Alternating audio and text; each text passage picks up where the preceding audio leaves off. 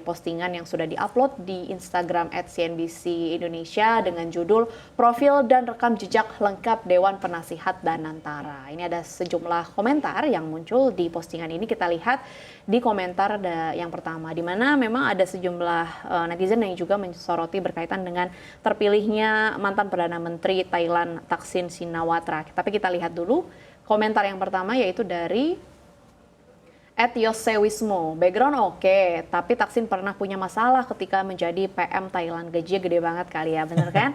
Memang kalau secara historical, Thaksin ini kan memang pernah digulingkan juga melalui kudeta militer begitu, dan juga menghadapi sejumlah tuduhan korupsi, ya memang.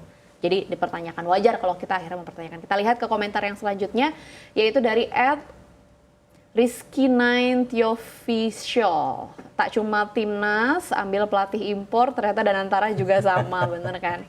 Oke, kita lihat ke komentar yang terakhir, yaitu dari @davia_sahara. Profil Dewan Penasehatnya keren-keren, tapi realitanya nanti sama pejabat Konoha, manipulasi sana-sini, Sami Mawon. Boleh dong tanggapannya Bang Iqbal, balik lagi ya.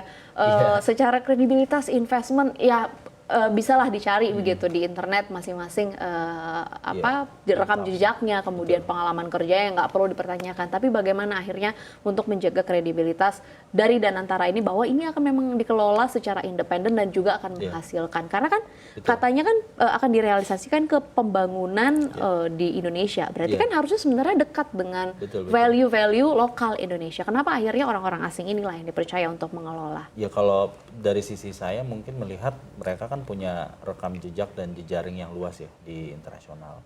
Misalkan Pak Helman Sitohang juga sangat terkenal banget di Blackstone misalkan, atau misalkan tadi Chapman Taylor di Capital Group. Belum lagi kalau kita cek di jajaran managing director, sebenarnya itu mereka orang-orang yang punya reputasi hebat ya, bahkan untuk di dalam negeri sendiri mungkin nanti Bang Ai juga bisa melengkapi ya, kayak ada Pak Rohan juga dari Bank Mandiri, Pak Agus dari Bank Mandiri, bahkan Ibu Febri, CEO Vale. Ini kan sebenarnya figur-figur yang memang secara dari sisi market saya rasa tidak akan ada masalah gitu. Tapi kembali lagi nanti yang ditunggu adalah bagaimana Danantara mampu meleverage kemudian dari dividen, dari aset BUMN ini untuk program-program prioritas presiden ya, yang bisa menghasilkan banyak lapangan kerja, menumbuhkan perekonomian. Dan sebenarnya kalau ada kekhawatiran misalkan dari sisi hukum, saya rasa dengan adanya keberadaan Ketua KPK, Ketua BPK, Jaksa Agung, pengawasannya kan lebih ketat. Jadi dan harapannya pun sebenarnya tidak ada keraguan lagi ketika mereka berinvestasi. Karena kita pelajari bahwa beberapa kasus kan karena kesalahan direksi. Akhirnya setelah selesai menjabat, diperiksa KPK, diperiksa Kejaksaan, diperiksa Polri gitu. Jadi harapannya dengan adanya ya Danantara dengan undang-undang BUMN yang baru, kemudian dengan PP yang baru, ini kan sebenarnya memberi keleluasaan gitu ketika mereka berinvestasi. Ya kalaupun nantinya rugi ya jangan dikriminalisasi gitu. Jadi harusnya sih kita berekspektasi tinggi nih dengan gabungan ekspertis mereka di luar negeri, bahkan beberapa managing director juga pernah ada di World Bank, di IMF gitu ya. Jadi harusnya sih ini jadi paket yang lengkap ya sebenarnya. Tapi sebenarnya juga menarik untuk dicermati sebenarnya mereka berapa gajinya ya. Tapi nanti kita akan bicarakan di episode selanjutnya, karena kebayang dalam tanda kutip mengimpor tokoh-tokoh yang luar biasa secara historical, secara background kredibel di bidangnya begitu. Tapi ini akan menjadi pertanyaan terakhir mungkin buat Mas Ai. Kita sudah melihat ada 2 langkah dari BPI Danantara. Pertama dirilis dan juga sumber dananya dari mana sudah diumumkan. Yang kedua adalah struktur kepengurusannya. Yang ketiga nanti adalah operasionalnya dan juga keputusan investment pertamanya. Kira-kira menurut Mas Ai sendiri dari langkah-langkah yang memang sudah mulai terbaca, apakah ini juga akan berdampak besar terhadap pasar domestik kita dan bagaimana kira-kira arahnya mungkin bagi IHSG dan juga bagi mungkin akan berdampak juga mungkin kepada rupiah? Ya.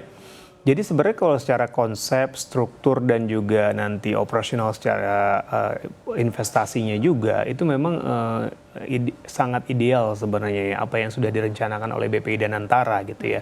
Sekarang adalah saatnya tinggal pembuktiannya gitu ya. Jadi nanti waktu yang akan membuktikan apakah memang jalannya Danantara ini dalam beroperasi dan juga berinvestasi ini bisa profesional ya, GCG-nya tetap terjaga gitu, dan juga bisa mendorong pertumbuhan ekonomi gitu. Karena memang seperti di awal itu Pak Rosan bilang banyak investasinya itu memang di proyek-proyek yang bisa mendukung program pemerintah gitu ya, hilirisasi, swasembada pangan, swasembada energi dan lain sebagainya. Dan ini kan sebenarnya proyek-proyek besar yang juga bisa mendorong pertumbuhan ekonomi gitu ya. Dan di sisi lain kalau kita lihat pagar-pagar yang mengawasi Danantara juga sebenarnya cukup banyak gitu ya. Ada PPATK, ada BPK dan lain sebagainya. Jadi sebenarnya secara konsep harusnya secara risk dan manajemen risiko itu sudah cukup baik gitu ya. Tapi kita kan nggak bisa mengacu hanya pada konsep gitu ya. Tetap kita harus lihat nanti operasionalnya seperti apa. Dan berarti ya. harus ini ya, transparan ya? Harus transparan. Dan kalau memang jalannya transparan, operasionalnya baik, investasinya baik, returnnya oke, saya yakin ini juga nggak hanya akan membuat ISG-nya kembali terbang, tapi juga pertumbuhan ekonomi kita juga akan terbantu gitu.